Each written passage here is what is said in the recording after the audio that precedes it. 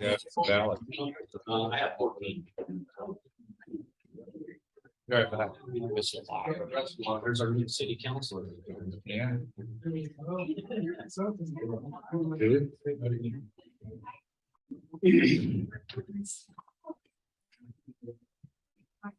Big sing Saturday.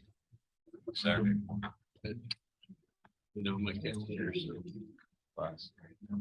It'll be the first time I see your sister in 40 years. I will. I give her crap all the time. I told her.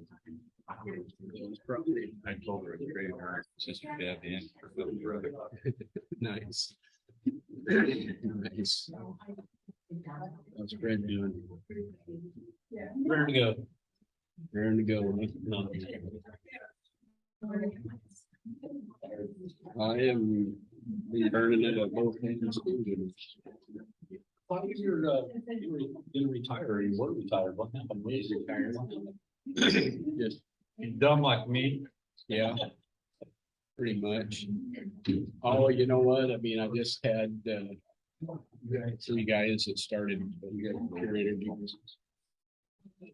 These, They yes. Came in this morning and said, hey, you know, Oh, yeah. if you're gonna be retired, we'd like to meet you for the said, you know, I just want to retire and meet one of the grandkids. I said, so that means that I needed them. So that we have some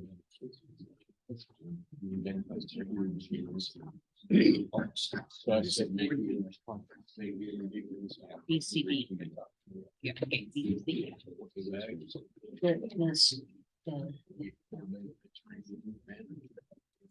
We don't have to do it as quick.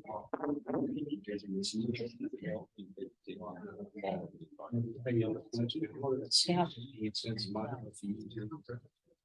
but because we don't. Okay. September 2020. How you doing, Fred? You're giving me a big high there until I seen the islands on the bills that they have here. Oh. Hawaii. I got it. You need to not answer your phone when you're there. Trust me, there's a lot of them that I didn't answer. Hey, Terry. My wife is challenging me next week, and you know it is. Yeah. Yeah. Give me anxiety. You know, just turn the volume down.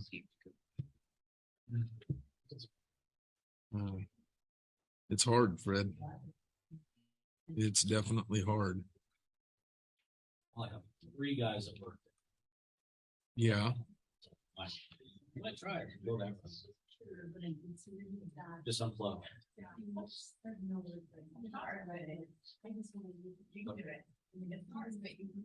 No. Oh, I do that in voicemail, and I just probably have an auto reply on the text too. Remember that. We haven't decided yet. Maybe 0 plans. What's today's date? 14th. Okay. Yeah. We have royalty in here, you know, when we say council. I think if the votes are. Are they? What then? Are the final votes in? Are the final votes in? No, not from. For what? Are you, counselor, city councilor, are you still hanging in there? Yeah. Good. Are you excited?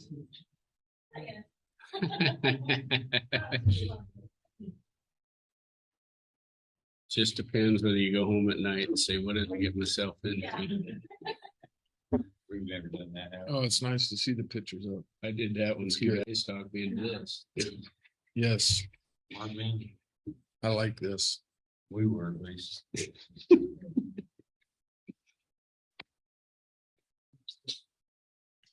Better silence this baby because it could go off at any time. You paint. Looks nice. Thank you. Where'd you go today? No, it's important. This, it's history. Beaver Can. Albany. Some still with us, some not, but we honor them all anyways. Okay, for the.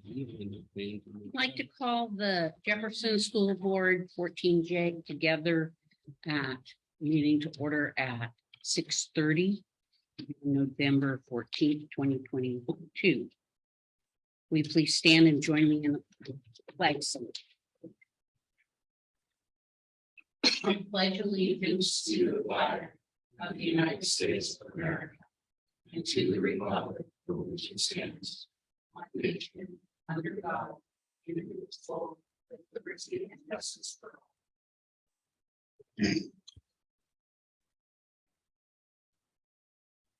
Tracy Rowe, Here.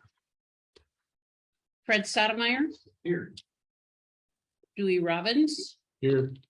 Nick, Terry Kamladi, Here. Kay Jones present. With point 3, where we review, adjust, and approve the agenda and the consent items. I move to accept the agenda and consent items as presented. Second. Any discussion? Chair Jones, I'd like to move 2 of the policies to new business. Which one specifically?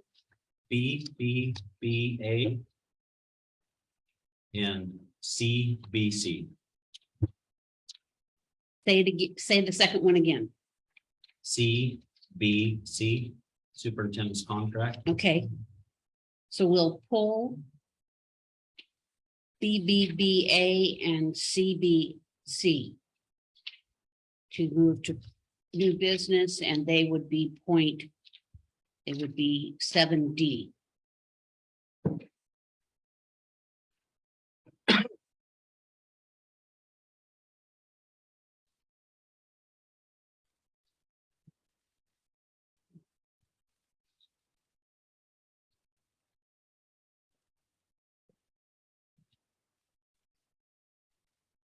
So, Tracy, as you made the motion to accept the consent item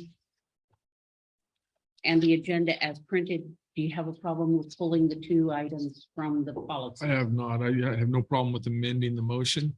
We can vote right now if you want to, and then redo it. However you would like to do, Chair Jones. Terry, do you have any issues with this pulling? We'll go ahead and vote with the amendment. Okay. We're to accept the agenda and the consent items with policies BBBA and CBC being pulled and placed as item 7D. To continue the meeting, Tracy Rowe, Aye. Fred Sotomayor, Aye. Dewey Robbins, Aye. Terry Kamladi. Aye. Kay Jones, aye. Motion carries. And we're moving to Spotlight in Education.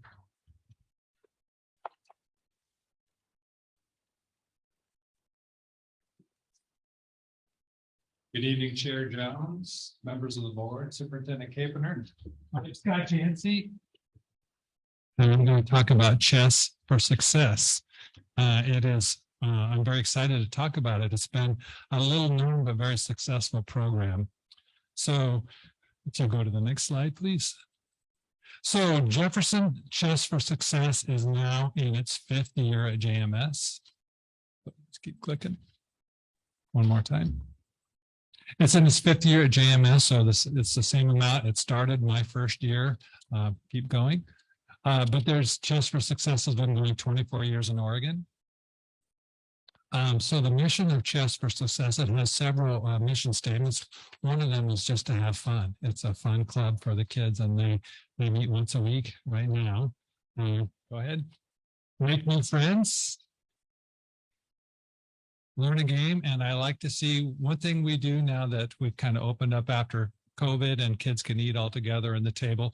I often see kids at lunchtime playing chess. So sometimes even when it's nice, there'll be some kids that put a chess board outside and they'll play chess outside too. So it's carrying on. It's not just in the club. They keep it going during the day as well. Keep going. And we play in tournaments and to be a part of a team. So those are some of the, it's not always the basketball players or the football players or the soccer players, but it provides a very good needed fun and team element for a group of kids. They also get a free t-shirt and a chess set for joining the team.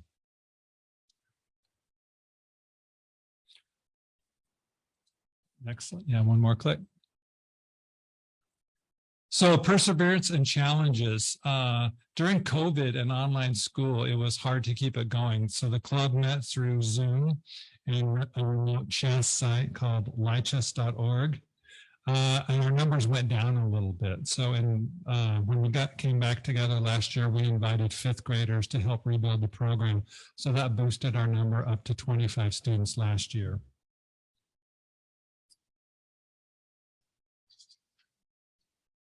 So one thing, I want to really give lots of credit to Mrs. Human and Mrs. Otrembiak. This was really their brainchild. They spent a lot of their own time. They provided a lot of their own snacks, but they also then fundraised because kids are hungry after school. So by 3:15, they need a little snack for their brains to be functioning for them. So they fundraised to purchase snacks for the participants.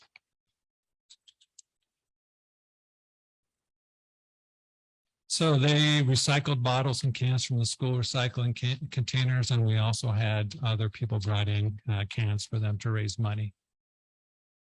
And this was to purchase the snacks that keeps the kids fueled up and ready to concentrate on their next chess move. Okay, so it's not often we can say in a small, very small school like Jefferson going up against the Corvallis middle schools and Albany middle schools, but you can keep going. So we had one elementary team at the last district tournament and one middle school team. And I'm very happy to say, didn't say this on the slide, but our middle school team actually won district. So we were the district champions last year. And our middle school team qualified for state in Portland. So those are the one trophy on the left is the district champion trophy for our district, and then the other two are individual trophy winners.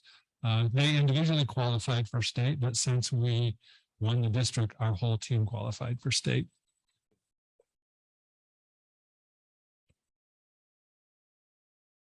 Unfortunately, when we did go to state, we only you can take up to 5 team members. But there were just other commitments, I think a family vacation, there were some other things. So we were only able to take 4.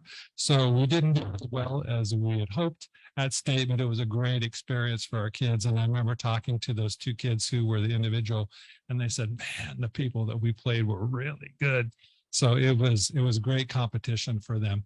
And again, so for the 4 team members and for the coaches, Sharon Otrembiak and Debbie Human, again, on all these tournaments were on Saturdays too. So I got lots of credit go to Sharon and Debbie for volunteering their time, not only after school, but also on Saturdays. So again, success. I think we've had a lot of success with our chess team, and heartfelt thanks, especially to Debbie Human and Sharon for their labor of love, and also for their time and fundraising efforts, to the students and parents for their dedication and support because they come and pick their kids up after school. And Wyatt Mann, our behavior specialist, is keeping this going this year in the 5th year. So we haven't had any tournaments yet, but we are meeting, they're practicing, and they're getting, I can't remember when the first tournament is, but they are getting ready for their first tournament. We're just doing 6th graders, 6th, 7th, and 8th graders again this year. We did not, we have not enough numbers that we're just sticking with middle school this year. So any questions? I would, Scott. I do not know how to play chess. I just applaud these youngsters. So. Yeah, it's really awesome. And like I say, it's fun to see the kids. So some kids, you know, they don't they don't necessarily want to go outside and play football at recess or do those kind of things, but it's great to see them. So Debbie and Sharon, they provide other games too. Some kids are playing Jenga at lunch. Some kids play after they eat lunch and they have their little recess.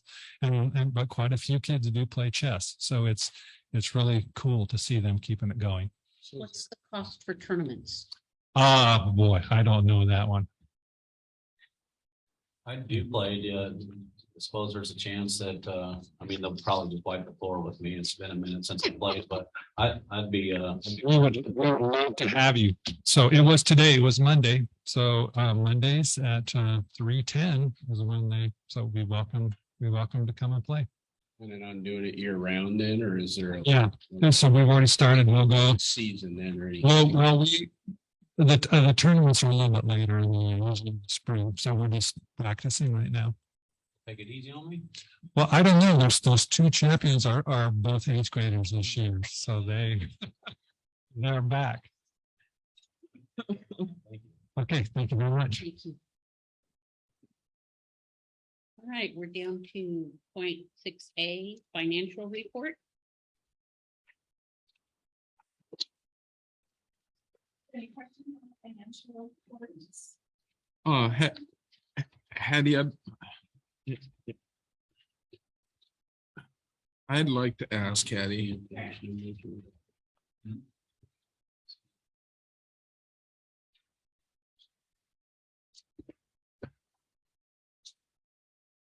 Have you been asked by the superintendent to do anything that makes you uncomfortable or to present any information you feel is inaccurate? No. Okay.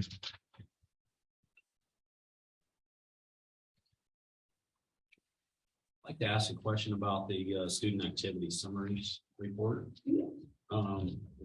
Maybe it might be more of a question for Brad, but I think it was two meetings ago. Put us back in August, maybe. We had a parent bring in, and I can't remember what math book it was, but it seemed to be not in great condition. And then I'm looking through this, and on the ESSER 3 funds, on page 12 of the approval of bills report, I see that we spent just short of $20,000 on library books for social and emotional support of students. That is what we get from our library at the high school. It's not for social movements, it's just new books, and it's a broad category, so it's dictionaries, it's encyclopedias, it's just a broad spectrum of books from an organization that supports school libraries, and so when we're talking about getting more, investing in more books, they're giving us a well-rounded set of books. Okay. So it's not specifically what because that's how I just read out. Right, and that's Okay. that's not a key. That'll give us And Brad, that ESSER money cannot be used for textbook, correct? be used for supplemental, Supplemental, but not textbooks, right? Thank you. Brett, these books that came into the library, I assume that it was the 1,000 books that was in your report. Correct. Was there a committee that went through to review those books for their contents and age appropriateness? There is. Okay, and did they run through all those books prior to them being shelved on the library racks? There are not every single book, because like I said, a lot of the books are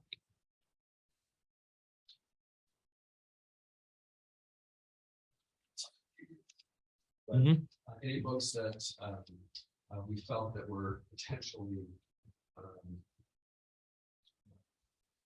controversial, those were pulled, and committee was in the process of.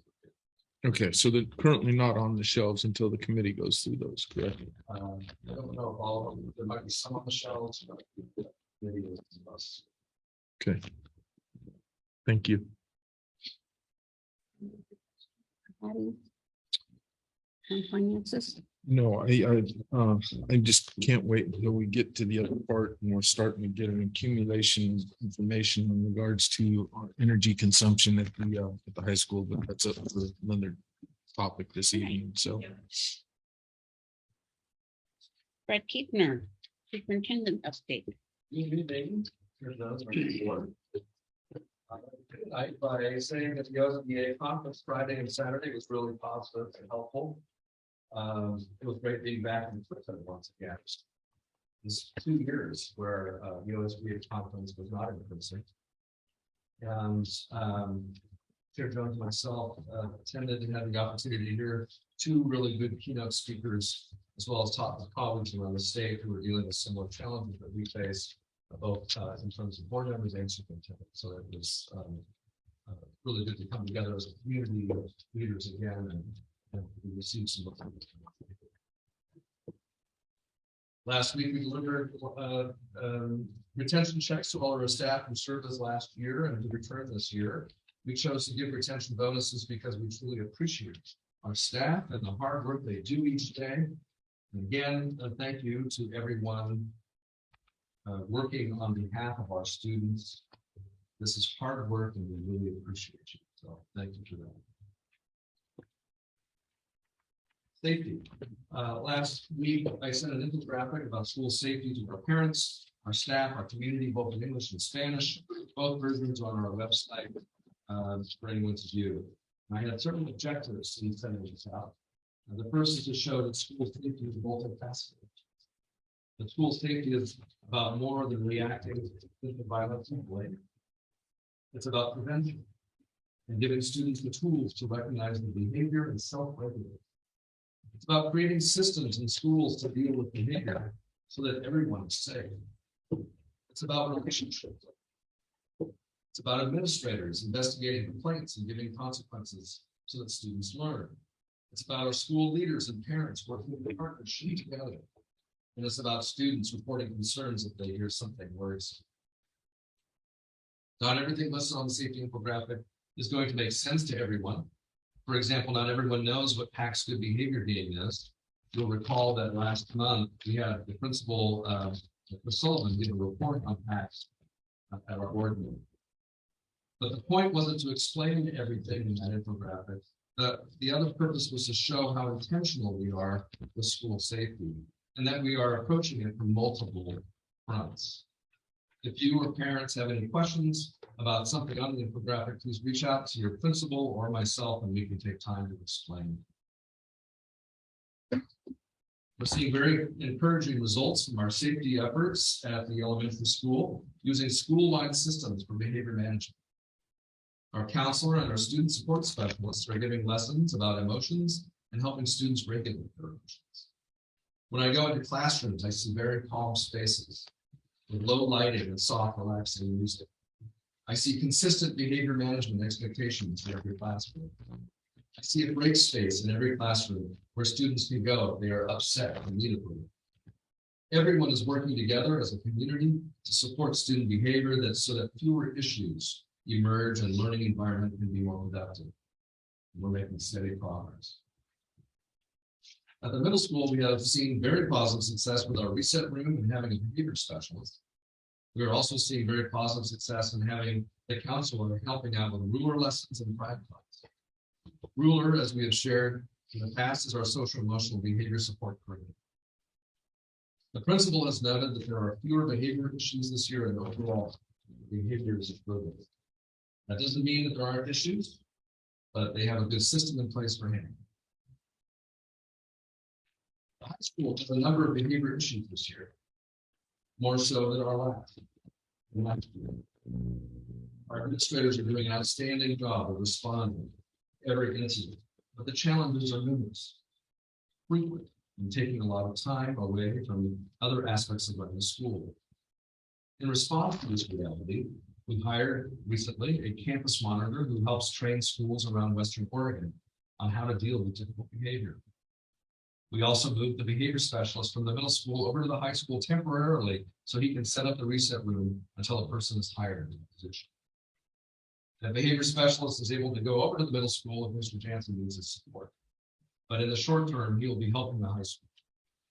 Between the campus monitor, the behavior specialist, the counselor, student support specialist, and the assistant principal, they are proactively teaming to respond to many challenges. On a related note, we have engaged conversations with Marion County Sheriff's Department on acquiring a student resource officer, or SRO. We've been told that it takes 8 months to a year to get one, and the cost is about $260,000 in the first year. Currently, we don't have the funding secured for a position like this, but we're exploring grant opportunities, and we're optimistic that we can make it happen. So we are proceeding. We're also looking at bringing an emotional growth center to the secondary level next year. We have one at the elementary school, and we still need one at the secondary school for next year. These are programs that support students with special needs who require an intensive level of support for their social and emotional needs. Community involvement. We are already in mid-November, and before you know it, it'll be the holidays and the end of summer. Years going fast. With the school year resembling a more traditional and normal approach, it's easy to forget that we were basically shut down due to COVID for 2 years. COVID-19 took a toll on many fronts, including our intention to partner closely with our community. For example, we couldn't have events. We couldn't go on field trips. Parents couldn't volunteer in the classrooms or at our events. We normally partner with the Historical Society and other groups, and we were not able to do so. We couldn't have parent meetings to discuss our vision and mission. It is one of my goals this year to re-engage with the community and grow as a district together. And we're looking to engage in multiple ways. Our mission and vision. We just had a successful series of meetings where community members and parents were invited to participate, where we looked at our mission and vision statement and crafted a revised version to lead us into the future. Participants had to reflect on that process, and I heard a lot of positive feedback, including the words hopeful and optimistic. And we're going to be discussing that later this evening. Coffee with Catering. I have started a series of meet and greets called Coffee with Catering, and I will continue to have those, although not every week. Our board secretary, Jen Wallenstein, will be posting announcements on the weeks that they will be occurring. I will be buying you coffee and sitting and listening to your ideas, and my hope is to build a relationship with you at those meetings. So please join me. Parent Forum Workshop. This week, we'll be inviting parents to come on Wednesday night at 6 o'clock, partner with us in helping Jefferson schools become next generation schools. We know we have a lot of work to do. We understand that we have improvements that we can make. We invite you to come join us. We will be getting into small groups and identifying areas you would like to see improvement. We will share our strategic plan with you, and we will capture your comments so that we can be sure that they are represented in our planning as we move forward. Again, we seek partnership and relationship. This is an opportunity to give input, but we're going to focus on solutions, and we're going to put ideas on paper and pulling out the themes that arise. JES Veterans. We just had our Veterans Assembly at JES last Thursday for the first time since the pandemic. That is another way we are attempting to re-engage our community, and we will continue to have events, performances, etc. leading up to the holidays. Youth Truth Survey. Another way we reached out is by giving our parents a survey to express their views. We will be sorting through the feedback in the coming months and looking for constructive feedback we can use to better build systems and a stronger school district. Thank you for all who participated. Point North. We have hired Point North, who will be talking with different focus groups in the coming weeks and generating a report on how we can improve our communication systems in the district. We hope to have that report by February or March. The Historical Society. I met with the Historical Society group at the Concert House, which is a great opportunity for me to hear what's happening in the community and for us to talk about shared partnerships. I participated in the initial interviews for the fire chief. And finally, we partnered with the VFW and they use our event center for their meetings. And as an aside, I attended the memorial of Bud Jones, which took place in our gym, our renovated cafeteria. This 21-gun salute took place on our outdoor stage. Bud was a great partner. He used to come by my office and talk about ways that we could partner, and his loss will be greatly felt here in Jefferson and by myself. So those are a few of the ways we are trying to re-engage our community. It is so important to work together, and I'm glad we're now able to be in person. Finally, I would like to address some recent criticism that I received from the community. I was told that I'm a little too positive in my reports before meetings. And this person would like me to be more real with the public and talk about the challenges we're facing. So I took some time to reflect on that comment. And I thought there may be others who feel that way as well. And so I thought I would address it in the following way. We do have a mental health crisis in our secondary schools. This is true. We do have increased behavior issues and students acting out, more so than what is normal. We do have staff who are stressed and considering if they want to remain in the profession. We have a lack of substitute teachers in the region, and it's challenging to hire teachers and support staff, and this is true across the state. Everyone is dealing with staffing issues. We do have ongoing facilities improvement needs that exceed what we can pay for. We do have low math and reading scores following COVID. We have fewer students than what we had before COVID, which can potentially negatively impact our budget and prevent us from growing. We have a state education budget that is looking to restrict rather than grow over the next biennium. And we have about 30 new legislators who have no experience with supporting education needs, which can impact our ability to serve our students over the next several years. We have people not picking up after their dogs in the sports fields, which impacts our athletes still. And we are struggling to field sports teams. These are some of the realities I come to work and face every day. We are not unique in these challenges, and when I talk with my colleagues around the Willamette Valley, they speak of the same. The obstacles we face are many, but as the leader of this district, I don't think we can improve or meet those challenges by focusing on them. Because while it's true that there are many challenges, it's also true that we are making significant progress. It's true that we have a dynamic administrative team that cannot be underestimated. It's true that we have caring, hardworking teachers who are building relationships and giving our students hope and love and support every day. It's true that we have extremely dedicated and wonderful support staff who are passionate about kids and have such great spirit and optimism. It's true that we are making steady progress on all of our challenges, whether it's academics or social emotional support, safety. We are solutions focused and we are growing and improving every week. We're far from perfect. We have a lot of growth yet to achieve, but we are on a good path and we are looking for partners and cheerleaders. Not too long ago, before I came here, this district wasn't focused on any of the topics and had no plans to improve in those areas.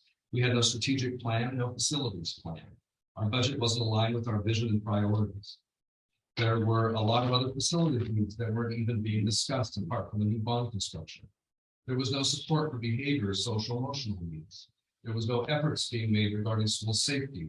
There was no discussion of getting a new curriculum because we couldn't afford it.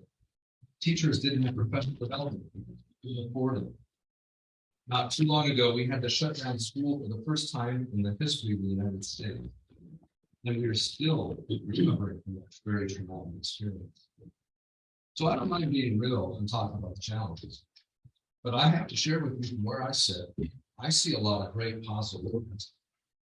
I see so much positive every day, and I think it's important to share that. And finally, I think it's important to stay focused on the progress we are making, and remain focused on what we can become, because the alternative does the opposite of inspire. It breeds a lack of hope and optimism that leads to despair. And that's not me. It's unnecessary because we are making progress and there is hope, and that is our reality, and that is our truth. So I appreciate the feedback and I hear your point, but I'm going to remain positive and continue to focus on how we are reaching our vision and mission. And yes, I will continue to be real when the occasion calls for it, like in my letter to the community last week. Thank you. Thank you. Any questions? I do have one question, Chair Jones. Brad, thank you for the report. Much appreciated. In light of transparency and given circumstances of the community with respects to threat assessments and situations that are happening on the campuses, things of that sort, might I ask that there's no dust settled, that that it's ongoing and it's being dealt with, and the investigations are carrying through, and we're following the policies and procedures that are established by ODE as well as board policy. Am I correct in that statement? You're absolutely correct in that statement. All of our administrators are spending many, many hours following up on every complaint, every lead, and doing an outstanding job. Okay. Which also includes working with our partners. Thank you. I'll make a comment. I appreciate all the information, even the negative and the positive, but with an outlook on the positive side of things is just, it's a tremendous move in the right direction. Sometimes I believe that the not knowing is really where we're sitting with our community, and the communication thing with Point North and some of the other stuff, I think is a step in the right direction too, so that we can figure out what all the other districts are doing and how are they staying connected and how are they drawing people in. So I appreciate it. Anyone else? Thank you again, Superintendent Kapner, and we'll move on to the HVAC at the high school. In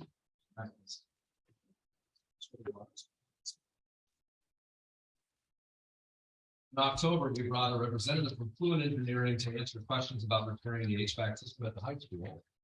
Board members had a lot of questions, and we tabled the discussion so that members could ask questions and understand the proposal more completely.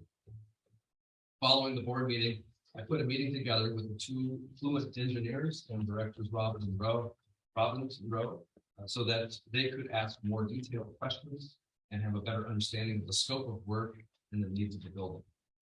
From that meeting, a third option C proposal was drafted and provided to the district, which was in your board packet on November 9th by Fluent. This option covers energy modeling and controls, upgrades, along with destratification. This option has the most energy savings potential for the least amount of costs and includes energy modeling. The need at the high school is great.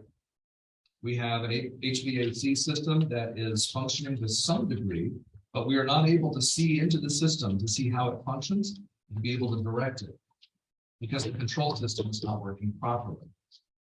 Option C addresses deficiencies and other comfort and efficiency improvements. Our students are complaining about the lack of heat, and we feel this approach will be a great start in improving comfort at the high school. The engineers also included additional components for consideration that we could add now or later date once we see how the system is functioning after initial upgrades. And those items are included under number 4 of the proposal. Now I'd like to turn it over to Directors Robbins and Rowe to add to my comments and give us their input.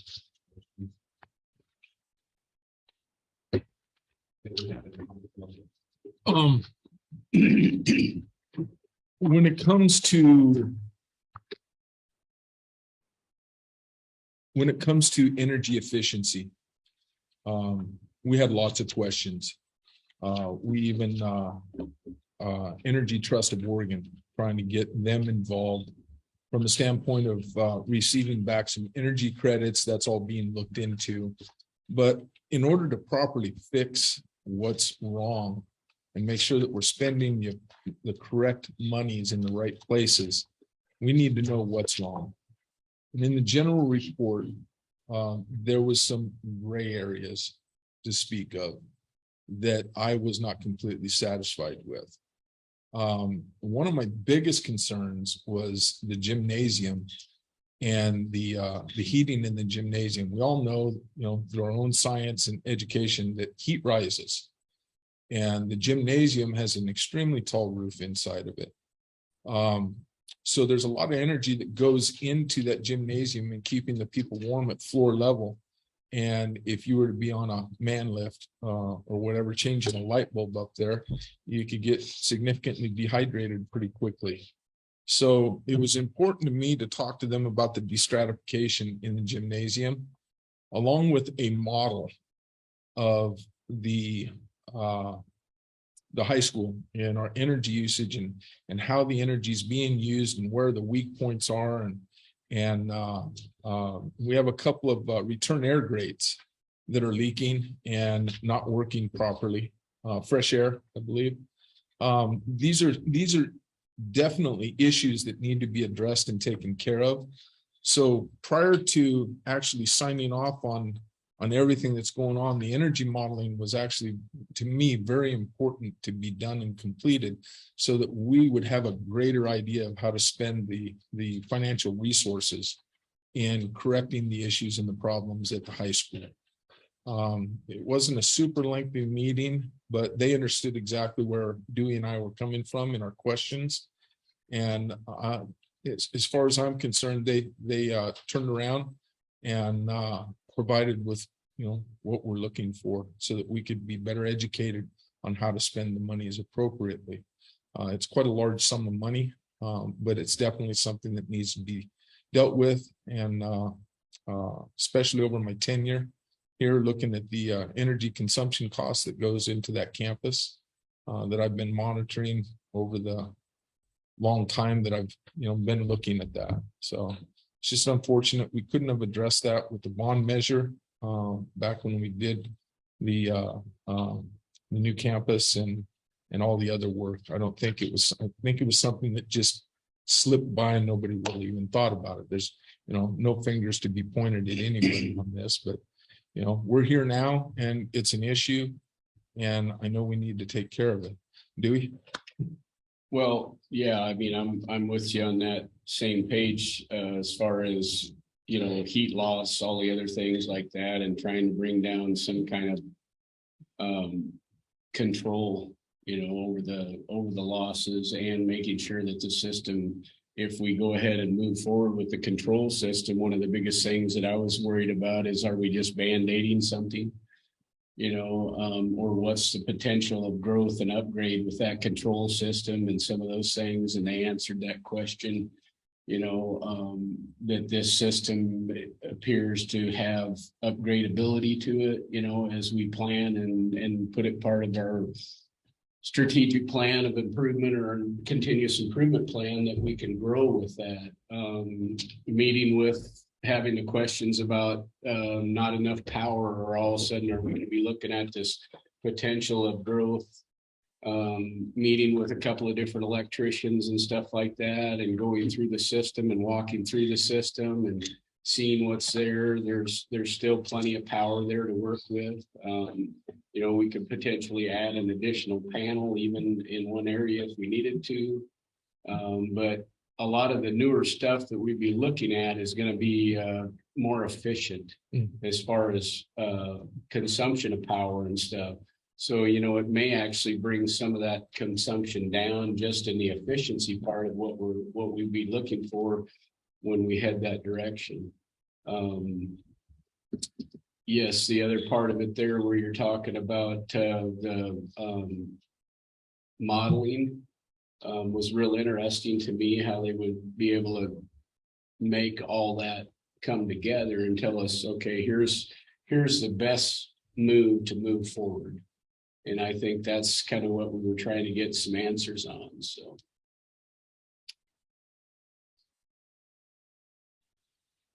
So basically, this option number 3 or C is the same as what option B was, except for the modeling. Yes and no. included in there. Yes and no. In the option B, if you guys remember through the report, there are inline heaters in the duct system. Some of them may be working, some of them may not be working, some of them may be partially working. There's going to be a more in-depth study as to what needs to be taken care of That's or what the modeling upgraded. is. That's correct. That's correct. It will also, they will come back as far as longevity.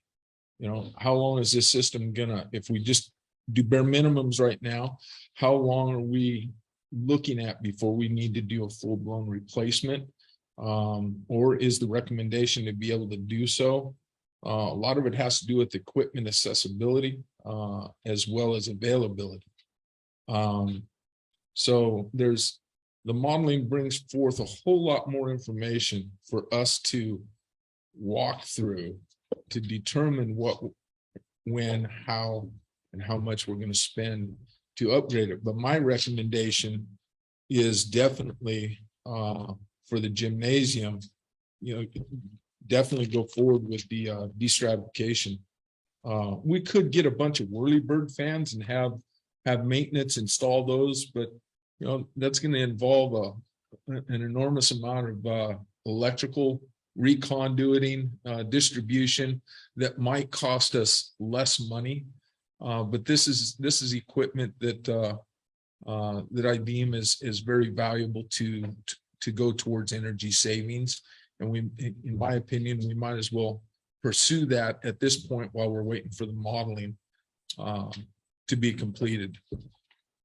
I concur on that same thing as far as just being able to move the air around in there and distribute it more evenly and stuff is going to make a tremendous improvement on that. Just so everybody knows, I did exhaust all the avenues that I could find on trying to find the little connector thing that was doing that. I did speak with Mike Sykes from Mike's Heating and stuff, and that system is basically antiquated and nobody's carrying it anymore, and there's just no way to get in there to try and get in and see what we really have. So I think the modeling is going to be our best bet by everything that we've kind of questioned. That, I don't know, that meeting was probably an hour long and stuff, so maybe even a little longer of asking all those questions, but the modeling is going to give us a lot more precise of where we really are going to be deficient and where our needs really need to be put. Mm-hmm. So guys, when you hear talk about those fans in the gym, you know, to move that heat, they'll be hooked on a drive, correct? I would assume so, yes, Yeah. Terry. He brought forth no information pertinent to the destratification units, but I would assume so. First one, I think there was something that Yeah, there was. And the way I understand it is, you know, the drives are going to go off the thermostat. So when the heat starts going up there higher, the drives will either put it on at, you know, 50% or 75% or 100% to drive that heat back down. Mhm. And just looking at this here, you know, so they're gonna have, just by looking at what I remembered from last week or last month, and looking at this here, they got 3 different drive units, I think. Is that what the SF1 and RF, or is that for those boxes you were talking about, Tracy? On the back there it said, Yeah. Terry, I believe that those are all independent other drives that have nothing to do with the destratification. That's correct. That is. So I guess my question, you know, and obviously you guys aren't gonna know, are they gonna have one drive run all those fans, or are they gonna have individual drives? Could be zonal. I don't know. They have to.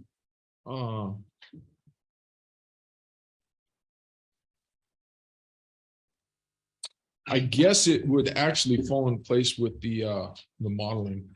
That would be my interpretation. that the modeling would set precedents for how it gets dealt with. So, but from what I understood from you, what you were saying earlier, if we approve this option C today, they're gonna go ahead and do the backup and the upgrade and the fans, and then do the modeling. So if they put the fans in before they finish the modeling, how are they going to? The way I understood that part of it, and you can correct me if I'm wrong, is I understood that this was gonna take time. What was gonna take time? The destratifications were gonna take time so that we would hopefully get some information. And I mean, like I said, I'm going off of memory here. We would get some information about that, so we would have a better assessment of what and how much of destratification we need to have and everything else there. So, and that's kind of how I remember the story, but So I guess, my question would be, if we approve this, we could go ahead and upgrade the existing HVAC control. Hold off on the destratification fans until we get the modeling done. I would think so, Terry. I mean, Does that sound reasonable? yes. Because I hate to stick that's kind of how I thought we laid it out there. $35,000 and then we do the modeling, they go, oh, well, we did it wrong.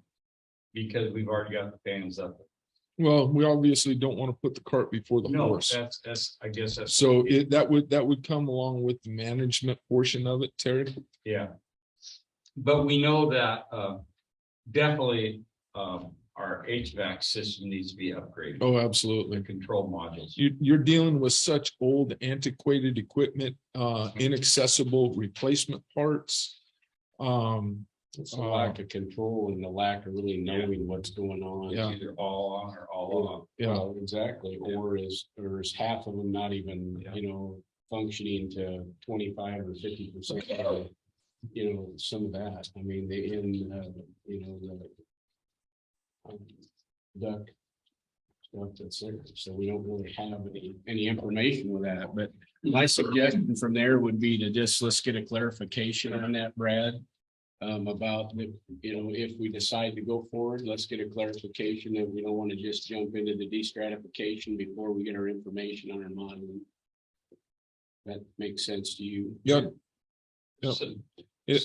Okay, so I got one more question. This is probably for Brad or Hattie. Where would the money come from? To be that loan? Not our contingency. Correct.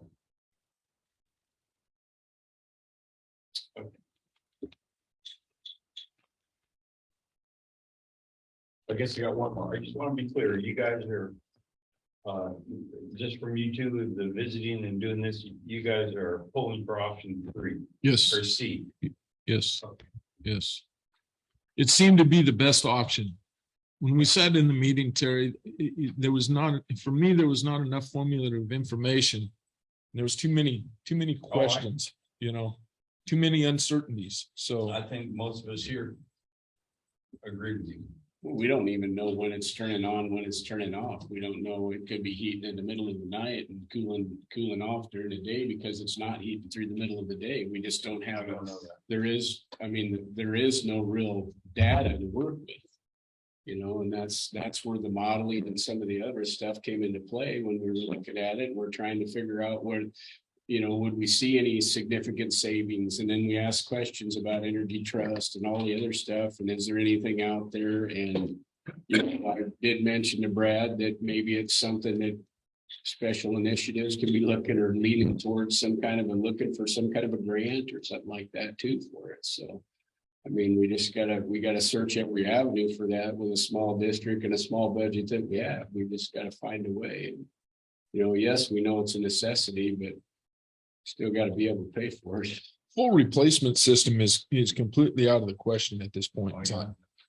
It's something that is going to have to, hopefully it won't be so unsurmountable that it's unachievable in what we know to be the long-term facilities plan, pardon me? Oh, sorry. That's okay. It's something that we're going to have to plan for in the future, period, is the way I ultimately see it. But do what we can do now to lower our energy consumption costs and doing it right by spending the money for the modeling, which gives us the answers to all the unknown questions. The system with controls is, I asked the question about, is how long before it becomes antiquated? and Yeah, stuff. that's a really good question. And you know, with the way technology changes and everything else, I mean, he said, well, look at how long this system lasted before you couldn't get anything or get into it anymore. And he anticipated in his question, if I remember right, I thought he was saying anywhere from 15 to 20 years, you know, before he would consider it to be outdated to where all of a sudden technology has surpassed it or something. So, you know, which is about the norm on a commercial style system. So, I mean, you see how well refrigeration does and how it changes. So, yeah. So yeah, we're after our meeting and everything else. I mean, option C seemed like the best scenario moving forward so that we could plan for, and I believe Brad's probably got it already on his radar of trying to find a way, or how do we plan this over the next X amount of years, you know, type stuff for upgrade as we go. So. Fred, do you have any questions? I do. Yeah, I think I'm closer to being on board than I thought I would be with the board. It's kind of awkward way to say that, but I was going to suggest a cautious stepped approach, and that sounds like what the two gentlemen are leaning towards. And just to let the board know, and I don't think there's any question, but I haven't been in the high school that much, so I don't know. So I reached out to the community, and it was almost unanimous that kids are being distracted by trying to stay warm, and they're just sometimes miserable. So I think there's no, and it was broad based. It wasn't this classroom or this one or this one. It was the whole entire school. So I think it's absolutely one of the best things that the sport can do is to eliminate that distraction and keep these kids and staff comfortable.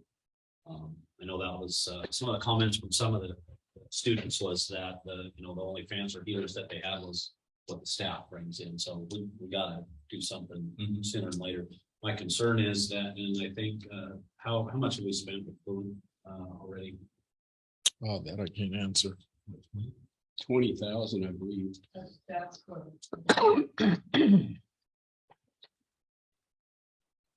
Okay, so we're 20 in, and your recommendation on option C is to use one of the options from option A, and that's the backup and upgrade in the existing HVAC control system and adjust program and set points. And after reviewing all this and talking with some HVAC company owners, I have no doubt this is I don't see any disadvantage to doing that right away. So I agree with that. And the de-stratification of the fancy gymnasium was actually, I'm glad to hear that maybe you guys might be thinking of holding off on that one until we get more information. It does bother me the amount of the 8, spending another 18. So now we're into $38,000 to get advice. That's the only thing that concerns me. I'm not against it. I would rather have that than approving all of option B without having more information. So I guess that's the only thing that does concern me. And really the only numbers that we have in that report, I had to reread it 3 or 4 times, and really the only numbers that were in there that I'm always looking for a return on investment, lowering our energy consumption, and replace the electric duct heaters with natural gas duct heaters serving gym fans. SF8 and SF9 had the only thing that they wanted $40,000, and I think it was a $5,000 a year annual term. So you got an 8-year ROI on that, and as far as I can tell, there was no risk of having to incur any additional electrical costs on that as well. So, and that was one of a common complaint from students is the gymnasium. So I don't know which one of those would, bring more bang for the buck, but long story short, I'm hesitant about spending another $18,000 with the energy model.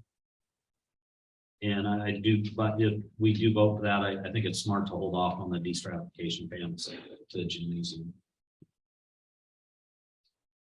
So we get additional data. And that's kind of the way I kind of remember it being that that was gonna be the last, because The because modeling of, was first. yeah, So my question would be, I guess, is if we did do this and we install this and it helped, let's say 25% of the school, and then we know what the next step needs to be taken is, do we have to wait for another board meeting? And do we have to, this has been going on from what I can tell for years, but and I don't know, maybe this is I don't know. But I think the thing is that I think you have to put in the upgrade on the control system before you can do the new modeling to make sure it's working. I agree with that. I guess what I'm saying, maybe it's not this week, but maybe by the next board meeting. And maybe we hit a cold snap and, if we can save 3 weeks by, and I have to look back through the policies. I didn't even think about it till just now, but I think this falls within the category of the students' safety and health. Yes. So that would be an additional concern, is that this takes all winter long to get this done. And then it's warm by the time we get this figured out. Well, the modeling in and of itself is actually you didn't go into great detail, but there's a lot of detail to it. There are sensors, thermostats, things that, airflow, all kinds of things that are gonna go into the modeling. What was the time frame? I don't recall that, Brad. I don't know that he gave us a timeline on the modeling. Do you? I don't remember. My understanding was that, everything would be, occur over several months, period of time. There's not only just the process, but also the lining people up to do the work and scheduling of everything. So it's going to take several months. But the sooner we get initiated with them, the sooner we get. You're gonna have to deal with background checks for all these subcontractors, things of that sort. It's, it's similar process to what we went through in the bonding issue with our subcontractors having or being around students. They all have to have their background checks done. That's part of it, and the different temperatures, different range of temperatures that are given to us will affect how the building performs because of expansion and contraction. So that's all part of the modeling. And that's one of the reasons why the modeling is going to take some time to deal with. Okay, at this time, I entertain a motion. Well, I would prefer not to make a motion, being that I'm bringing some information to the board. I'll make the motion that we accept option. And if I understand you guys right, I make a motion that we accept option C on the Jefferson High School. Option C to address the deficiencies and other comfort efficiency improvements. Option C minus the destratification. Fans to the gymnasium.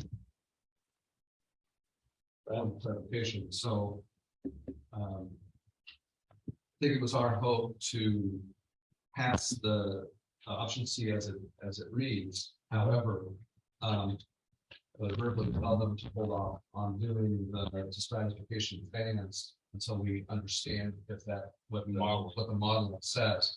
And that way, if it needs it, it's been approved. We don't have to come back and approve it. But if we don't need it, then we won't do that piece. Well, we might as well just include all of option B then, if that's the case. And that doesn't make any sense to me. That's why we're doing the model. So I won't make that motion. And the way I understand it, we're not gonna have the modeling back by the next board meeting anyways. correct? I can, in the meeting, I confirmed with him that the de-stratification of the gymnasium is something that's going to be necessary through the entire process because of the fact that you cannot recycle that hot air and get it down onto the gymnasium floor.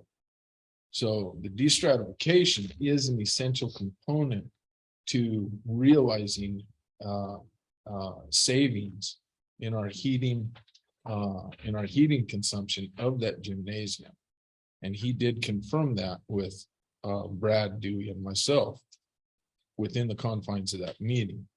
Now, sizing it, things of that sort, I'm not an engineer. I don't know what process they actually have to go through on that, but I know that the modeling was more important to me than the de-stratification because we have the rest of the whole entire building that we have to deal with that we do not have accurate information on. But I know that that de-stratification is going to make a big difference to the gymnasium, whether it's put in before the modeling or after the modeling. I would prefer that it's put in after the modeling. So what I would prefer to do is move forward with the modeling purpose, okay, and then set things in stage. You got to do the backup and upgrade of the existing HVAC control system and adjust program.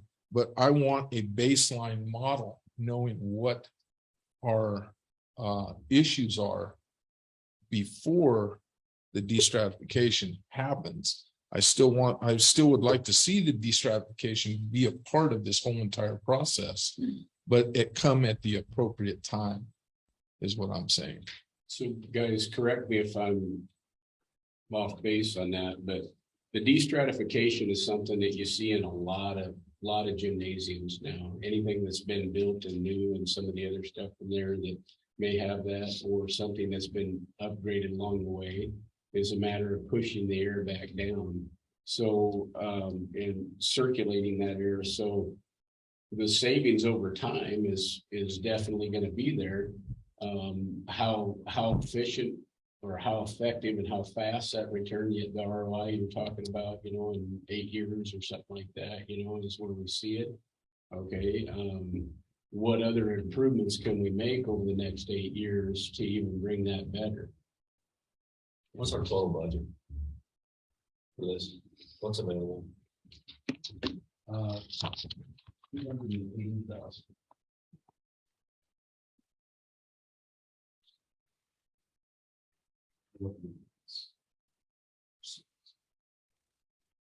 Have we seen or heard anything back on that as far as grants or anything, or you're just? We are calling you. Well, I wasn't at the meeting, so I'm gonna take your guys' word for it, and my only apprehension is, and I understand what you're saying, is you want the modeling, and if modeling proves that's the next best thing we can do for the gymnasium, but my only hesitation with that is, what if it doesn't say it? It's one of these other items, line items on here that isn't approved. What if it's not? That comes after the fact, but we're doing what we can right now, and the modeling helps us to take care of what we can after that. Let me make sure I understand you. So basically what you're leaning towards is authorizing a larger amount and hoping we don't need it.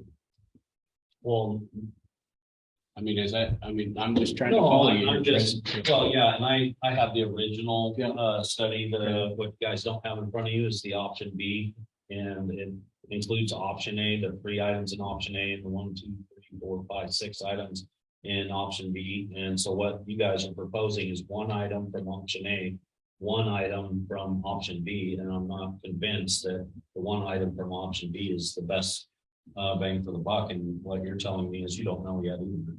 And so after the modeling is done, what if it's not? What if it is the electric duct heaters with natural gas duct heaters in the gym?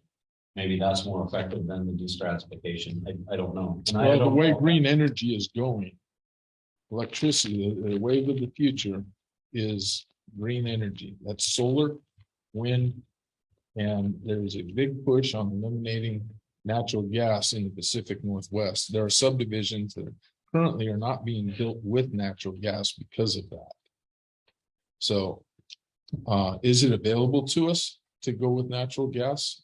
Currently, yeah, we have a natural gas pipeline that runs down Talbot Road. So, and we have natural gas that feeds and services the structure currently. I think, the way I remember the conversation is that the east west vacation plans was kind of an integral part of something that needed to be done. They felt that that was something that was important enough to add into the, instead of just another addition that we could have down here, that was something that they felt was pretty important to regulating the comfort of the school. So my recollection was they talked a lot about the gymnasium and what they would recommend, and that would be a part of it. So I thought that the idea of looking at the modeling and then going forward is a good thing to do. But having that other piece, I think, correct me if I'm wrong, but that was my memory of how the conversation went, is that it was a pretty important piece that they thought would, they were going to say at the very minimum, you want to do these things. And these are the two things that they said would be the minimum that we would want to look into. So I don't know that we get a model that says we don't need that. I think there's a good chance that we do need it, but We don't have a system in place right now to move that air that's there. It's just back in 1984, when the structure was built ish, 79, these type of technologies weren't available. We've done no significant upgrades to that. The thermostat for the gymnasium sits at just a little higher than head level. So the area that's being, for that system to come on and come off is sitting at this level right here. We have no electronic monitoring up at the ceiling. The destratification is going to give that gymnasium the most realistic, cost-effective energy usage, consumption, comfort level. If we don't do it, we're just throwing money away still, my opinion.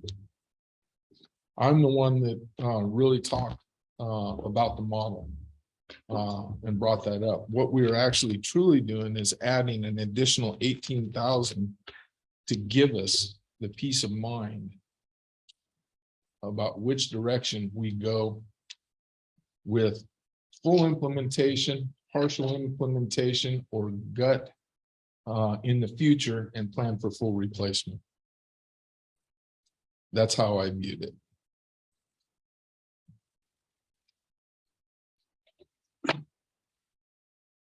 So I got one more question.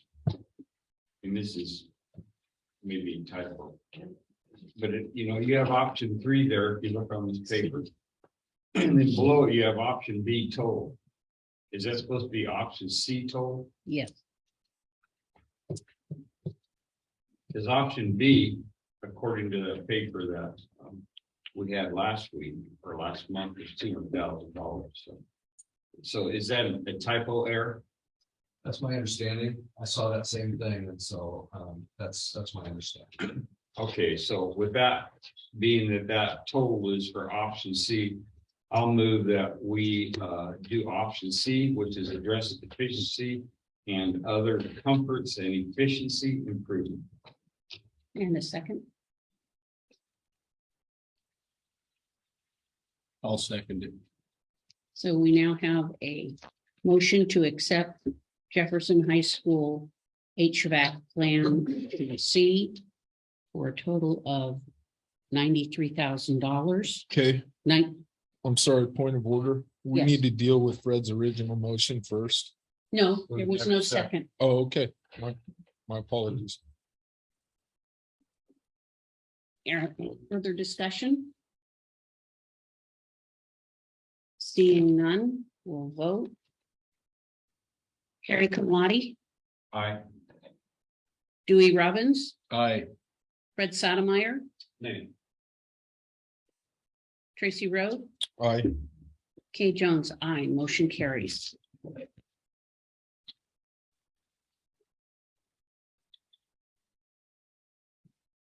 Thank you. Mrs. Emmerich. Chair Jones, directors, and Superintendent Capener. I'm here tonight to give you a report on how we used SIA dollars during the last school year of 21-22.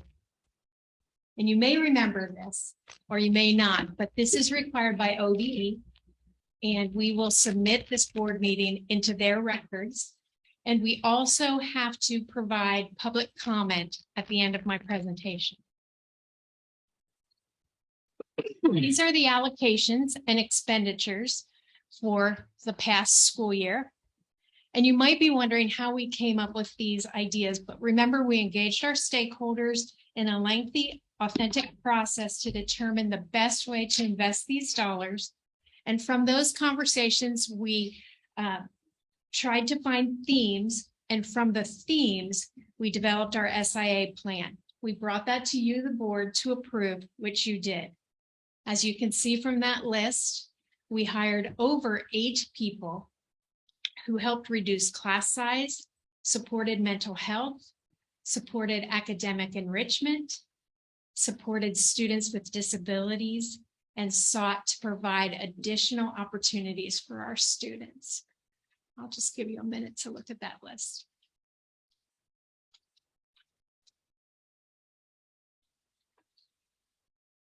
So what did we learn? First thing that we learned is flexibility has to be the rule. You know, we created these jobs based on what we believed the need was, and that was the easy part. But finding qualified applicants was so much more difficult than we anticipated. One of the examples I can give you is the Jefferson Elementary Boost Program, an after-school program targeted for students who had a learning gap. We implemented, we were seeing great results, but then we had trouble staffing it to the levels that we needed, and it went away. The second thing that was on the forefront of our minds was always reducing the barriers that our students face, no matter what the barriers are. And that's one of the things I so appreciate Mr. Capener for. We might come up with ideas, we might have great ideas, but we are always brought back to how does this impact our students? What happens to our kids if we do this? And so we always look at everything that we produce and we say, what does this do for our kids? And then the third thing was that when I wrote this plan and submitted it, it was May of 2020.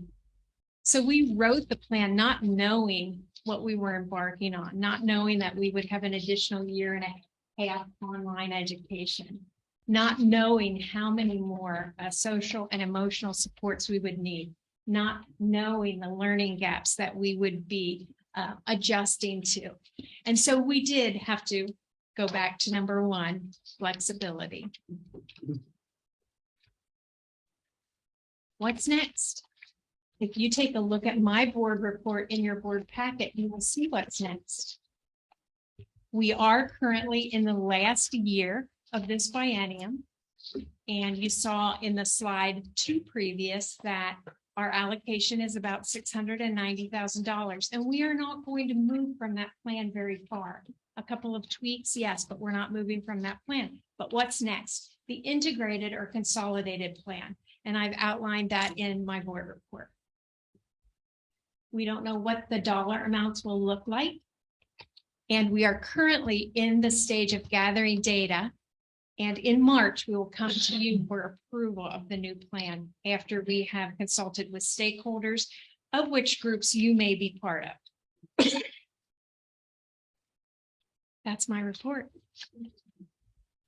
You don't need to make an action, but comment, Mr. Kamala. Kathy, one of the questions is, we, on the first one, we were allocated 661,000. We used 653. What happened to the other 8,000? It carries over. This is a carryover year. So it's okay to leave some dollars on the table in a carryover year, but at the end of a biennium, we don't want to leave a penny. At this time, I'd like to invite those that are in our audience or those that are online that would like to add comment for public comment to please address our student interventions plan. So do I have anyone that would like to speak on that? On what you've heard, how we've spent our money? Come up to the mic, please, and introduce yourself. Hi there, my name is Jamie Peterson. I'd like to state that I'm ASB president for the high school. I have a couple of questions regarding like after school activities for high school and middle school. And what funds we put towards that. That's not part of this plan, but it is part of another plan. So it's a good question. And we are planning to use, are you okay with me sharing this? High school success funds. And so that's another grant. And I can explain it to you in more detail, but that's not part of SIA, but it will be part of that consolidated plan that I talked about. Okay, is that your only question? Yes. Okay. Anyone else from our audience?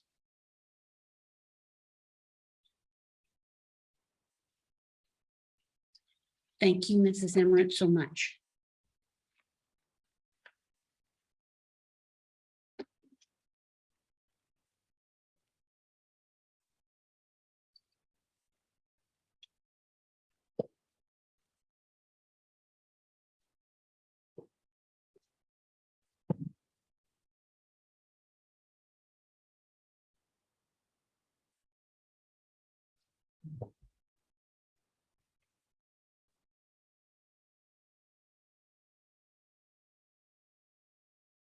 Okay, did you check our online participants, find out?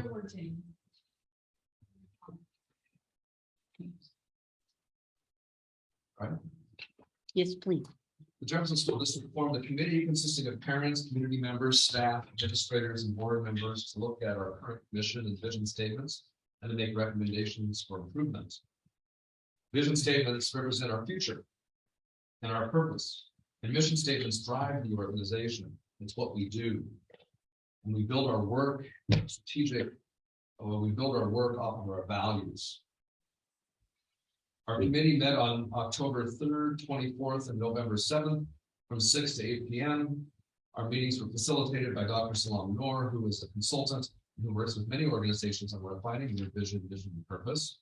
And I wanted to thank all of those who came and helped us out. It was an enjoyable experience, and the group produced outstanding ideas for us, the board, to consider. The board packet has a detailed description of that process, but in short, we took the ideas from the committee and fused them together to create what we hope is our new guiding direction.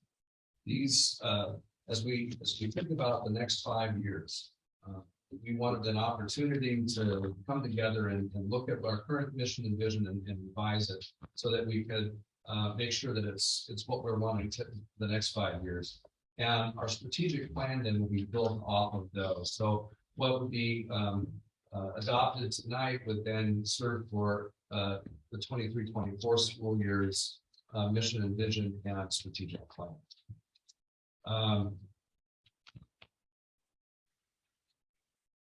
I provided a copy of the board that has the current vision statement and the proposed vision statement. But I will read for the public the final proposed vision statement coming from the committee is: together we inspire, empower, and prepare all students to succeed. Vision statements would be short, concise, and hopefully something that people can remember, and young kids as well as the older students as well. Together we inspire, empower, and prepare all students to succeed is our vision statement. And the final proposed mission statement is: Jefferson School District will partner with our community to provide a safe, comprehensive learning environment dedicated to supporting, empowering, and inspiring student growth and success in a rapidly changing.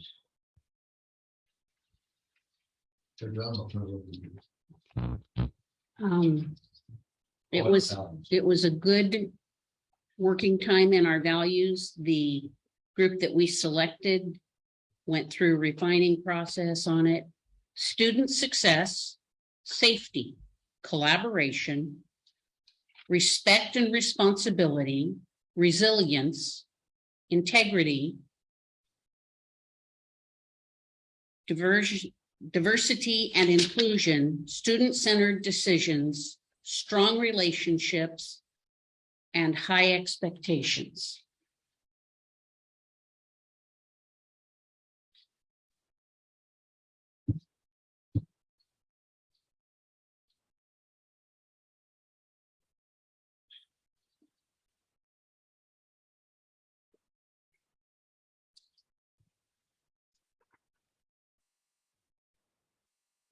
Any questions?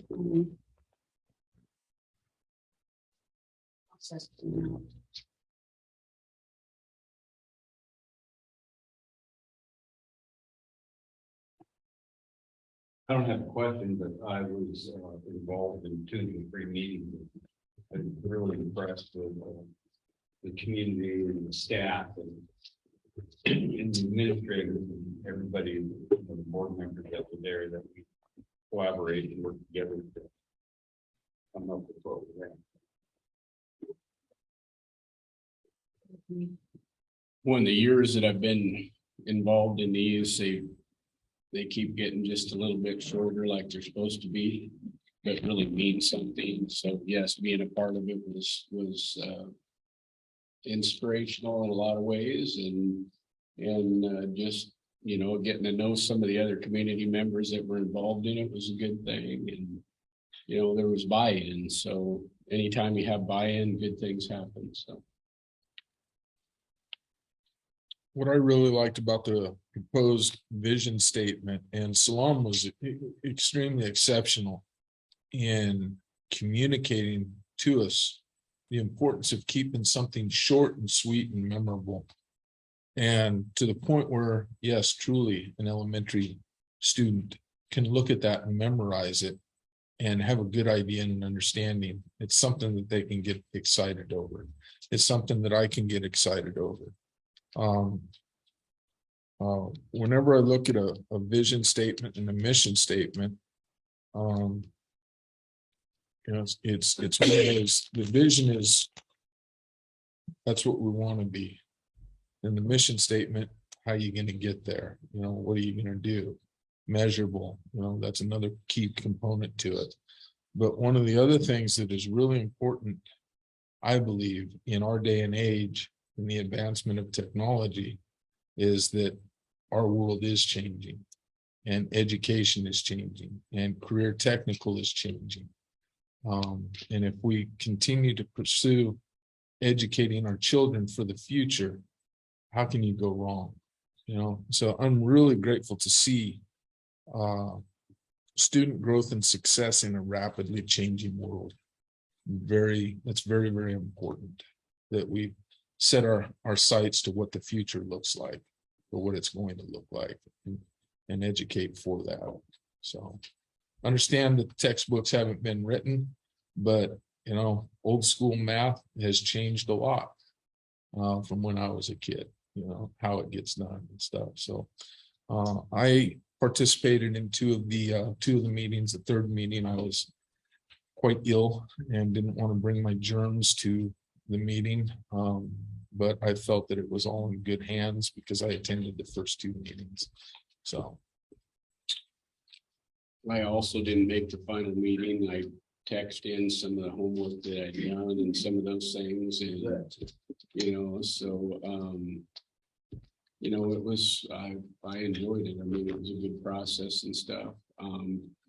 The only part this is the first time that I've seen the final part of it from there, is when you say succeed or success or those things, is success is a measurable thing about sometimes how a person lives their life, you know, and that stuff. So, you know, that was the only gray area for me. I mean, you know, because what successful means to somebody and the next person is just as successful in what their adventure in life is. So succeed covers it, you know, because that's how the eat is them and the buy in there. So it was good. we had a good, healthy conversation on that. We beat a couple of them up down there. Yeah, it's on student success, and I think we refined it to student success. And we did talk about the fact that it's a little. It's broad. It's broad, but we also look at, can we build goals? Can we build measurable outcomes around it? And yes, we can. So you can define it. Well, that's where succeed goes in the avenue that they change or they choose, that they are successful in that avenue, so they succeed in life. So yeah, I got it after I beat it around a little while in my head, so. So Brad, one of the things that, and I know I asked you this before, but one of the things that Solon was talking about is that it's attainable and measurable. So can you explain to us as a board and to the community how we're going to measure this? Yeah, sure. Thank you. So once this is adopted, what we do is we go into a process called strategic planning. And the strategic plan process is looking at and creating goals that are what we call SMART goals, but they're measurable, they're timely. And so we look at a year and we say, okay, what would our goal be at the end of this year for these specific pieces? And so we get down and start drilling down in math. We want to, we want students to be successful, and by the end of the year, they will do these things. And then we start to build supports for getting schools to be successful on those goals. So that's all of our strategic planning process. Right now, we have a strategic plan on our website guiding us for this year. So feel free to go on and find it. We put a button right on the front page there that says strategic plan. So it's easy to find. And it'll just be able to quickly show some of our priorities for the year. And then our schools are deeply engaged right now in every 9 weeks, showing goals, showing growth on their goals. I've been meeting with school administrators the last couple of weeks on the progress that they're making in those goals. And then, so they have a year-long goal and they're chunking it by 9 weeks, so they can show growth. And then we can have real conversations about that. We have to change our goal a little bit because things are not working the way we thought it might. So we can make those real-time adjustments, and then at the end of the year we can see how we're doing. So that's how we do it. We take this and everything that we're building for our strategic plan has this at front and center, because this is our mission, it's our vision. We're setting, how are we going to do our work so that we get there. Thank you. I will entertain a motion unless there are further comments. Well, I'll move to adopt the proposed Jefferson School District vision, mission, and value statement. And I'll accept a second. I'll second that. All right, so we have a motion and a second. Any further discussion? Seeing none. Tracy Rowe, Aye. Fred Sotomayor. Aye. Dewey Robbins, Aye. Terry Kamladi, Aye. Kay Jones, aye. Motion carries. I have to get off this board. I love it. I love it when she knows that. I would like to take a 5-minute break. And we'll reconvene at 8:05. So, Brett, One of us is gonna have to get off there, Tracy. $100,000. Call the meeting back to order. And we are picking up with 7D policy BBA and CBC.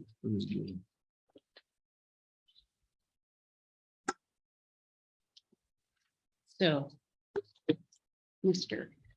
Fred Sotomayor, since you pulled these, would you like to lead our discussion, please? Yeah, I just wanted to, so first of all, I just want to clarify that the shaded parts, the shaded parts are the added words, correct? Yes. And the red parts with that are stricken are the deleted or Yes. rejected, however you want. Okay. So this one, I'm just curious, we struck the part that said you must be 18 years of age or older, so is there no I had that question too. I didn't know that. Is there no age requirement? you have to be a registered voter. That's the state law. I'm assuming that's in here somewhere else.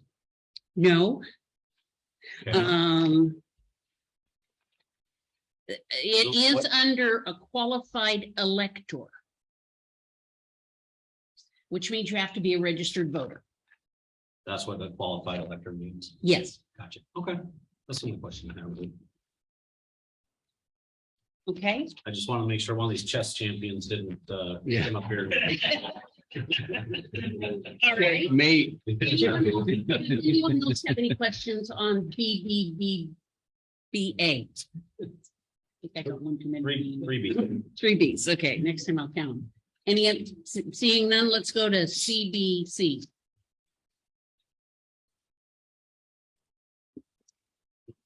Ready for me again, Chair Jones? Mm-hmm.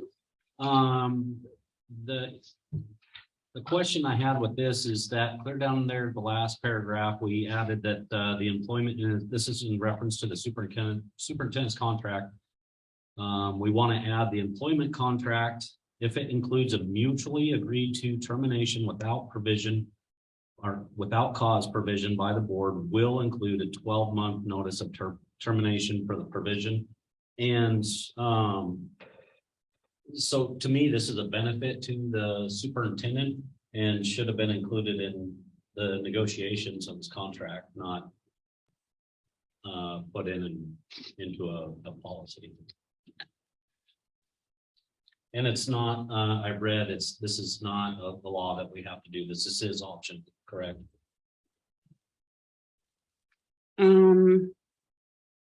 Whereas the upper shaded portion, if you scroll up there a little bit, and which to me should be common sense, but they had to make it into law. I totally agree with that, and I don't think we had an option with that, but we do with the part in question about the employment contract. I believe you're right. And I think it depends on what your contract includes. It doesn't have to include this mutual agreement for termination without cause provision. But if you do, it has to include 12 months notice. I don't believe that's law. I think that's optional for this board to decide, and that's my point of contention. I guess that should have been that could be part of the negotiations, For the contract. For the contract itself. And so we're adding that after the fact, after the contract, the way it's written has been agreed to. Does, on the back of this, it has Senate Bill 1521. Does anybody know what that one is? Senate Bill 1521. I'll look it up. Did they make it a law? Yeah, so this came up Senate Bill from the past 1521. year. Okay, I found this on the web for Okay, Pull it up real fast. We'll get it up. what were you saying, Brian? Sorry. Over the past year, there were contracts that were superintendents were required because they wouldn't go along with the governor's law. And they had to make a choice between following breaking the law or right. So the legislature amended that in 1521. And so I believe, and I don't have that in front of me, but I believe that language, this is where that language is coming from. Well, and then I don't believe I don't believe I have a determination about cause provision. So Well, I kind of agree with Fred. I'd like to know if it's law or not, if we have to have the clause. I believe in the first paragraph, it's my belief that we do have to have that as a policy, and I have no issue with that whatsoever. I think it's sad that we even have to make a law to have that first statement that we may not issue a contract that includes terms which will direct the superintendent to take any action that conflicts with the local, state, or federal law that applies to the district, or which allows the board to take adverse employment action against the superintendent for complying with such laws. That's just, to me, that's common sense, and that needs to be in there, but I didn't see this other section in the law or the Senate bill anywhere. And I'm not sure why it was added. I'm looking it up right now.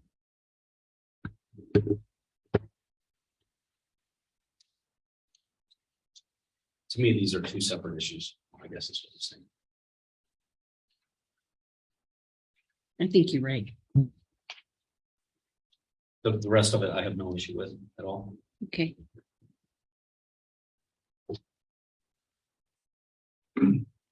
Well, what I would suggest, Yes, it's law. The second part of it is law. Yes. Pursuant to Senate Bill 1521. It is law. Or to terminate the superintendent without cause only in certain conditions. I don't know that I like the wording, but it Could we have became this effective, policy- it became effective March 17th of 2022. Could we have this policy, just like the first part is written with the notes that say exactly what CFR it's referencing? We don't have any of that for the last paragraph. If it's law, it's law.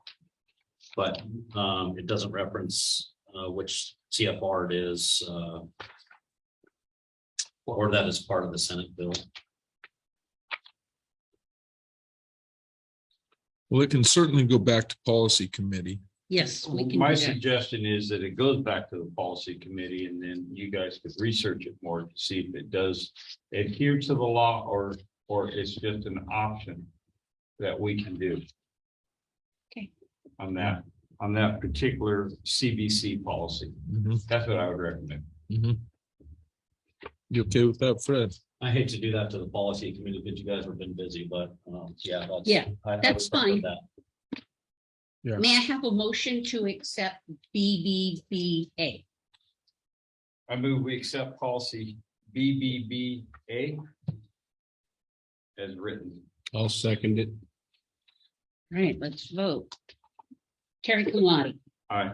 Tracy Rowe, Aye. Fred Sotomayor. Aye. Dewey Roberts, Aye. Kay Jones, aye. Motion carries. And we move on to board comments. Let's start with Tracy Rowe. I just want to say thank you, everyone, for your understanding, me not being able to participate fully in the vision and mission process, as well as taking care of the policy committee while I was away last month, dealing with that. I take this position seriously, but I do appreciate you guys covering for me and taking care of that process. I have a few questions. The last board meeting, I was hoping to get a condition of the middle school stage, current condition during the last board meeting. The event center stage. I'm not sure what you, High school students call it the whole middle school stage. Okay. Whether by the, this, outdoor stage. Oh, Inside the Right. building. right across. Currently, there's some electrical issues in the state. So, it's being added to our list of items to. But we are repainting and getting new curtain for the stage of the high school.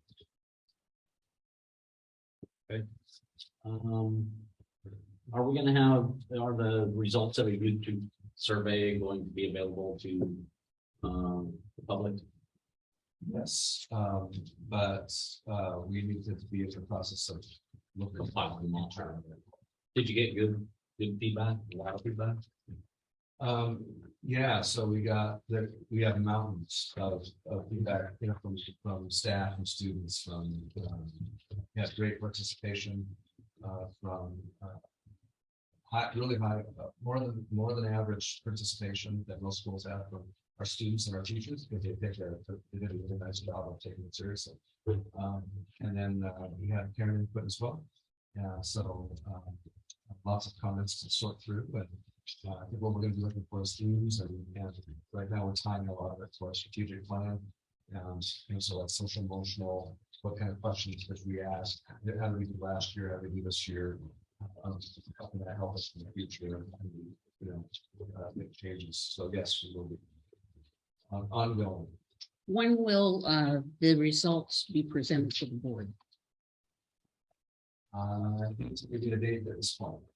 So because it's January? before the end of the February? year, the school year, yes, absolutely. Okay.